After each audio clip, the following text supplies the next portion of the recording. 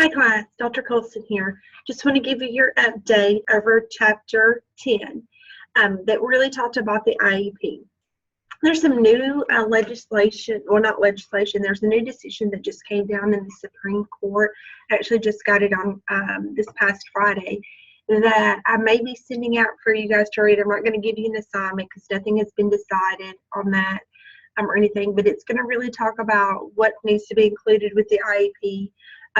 And to make sure that students are receiving more than the minimum, that their IEP really is catered to that specific student. So I'll be looking for that. It is quite long. It's about a 20-page case brief. But for those of you that are really interested in the law, this would interest you very much. You guys did a good job on your assignments this week. I'm almost finished grading those. I'm looking ahead at next week's assignments. We will be discussing the least restrictive environment. It's what's going on this week. That'll be due this Sunday. So make sure you read through that information and also look through your those videos. Also, I just wanted to comment on your discussions. I'm trying to get to those real quick so I can let you know what all that had on there.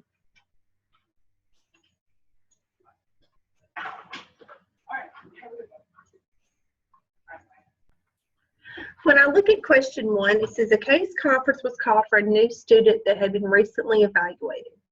At the conference, there was no general education teacher present because the school did not feel that the committee recommendations would include inclusion within the regular classroom. During the case conference, however, the committee recommended placement for one period in the regular classroom. The parents requested that a general education teacher be asked to come to the conference. The principal denied the request because the teacher was teaching class during that time of the conference. So who is legally correct? In this case, it would be the parent. If the child is going to be placed in the general education classroom or the regular classroom, there needs to be a regular education teacher present during the case conference. So the principal should have had someone go in and sub for her during that time so she could come and discuss what was going to be in the general education classroom for the parents. For the question number 2, it says a student was recently evaluated and recommended for special education services. Prior to the case conference to discuss the evaluation and eligibility, the principal informed the parents that the psychologist who did the evaluation would not be able to attend. However, the principal told the parents that the school counselor could discuss the results because she had the training that would allow her to interpret the instructional implications of the results. The parents filed a state complaint indicating the LEA was not legally meeting the requirement for the IEP participation. So who is legally correct? In this case, it would be the school. As long as you have an interpreter of results, as long as someone is there to be able to explain the results and who has been trained in that, they should be able to. A lot of times, special ed teachers are even trained in the results. That's why you take the 412 assessment class, which you learn how to interpret results of psychological testing. A lot of cases, though, the special ed teacher isn't the one that do it, but you will have a school psychologist that may, especially if it's the first meeting that will happen, but in this case they would have someone in place who was trained, so the school would be correct. For question number 3, it says the LEA has made numerous efforts to involve the parents in a case conference to determine special education eligibility and program. The parents have made no attempt to cooperate with the school. The school therefore went ahead and held the case conference without the parents in attendance. Recommendations were made and the IEP was submitted to the parents for consent to placement.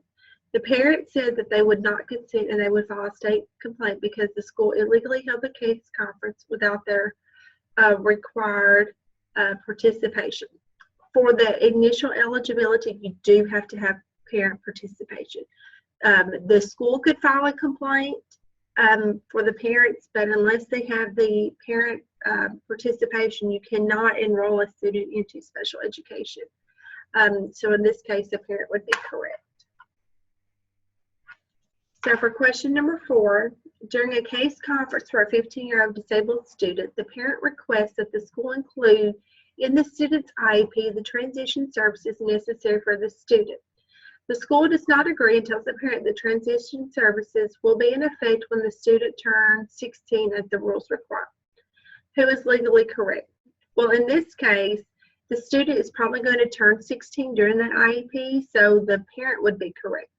If not, then the school would be correct. So it's a little fuzzy. Here in Indiana, you have to have it by the age of 14. So if this was Indiana, the parent would definitely be correct.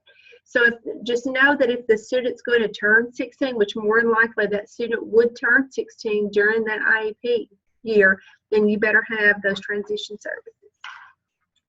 All right, so those of you that didn't have those, make sure you look back through those answers and let me know if you have any questions. Look forward to seeing you next week.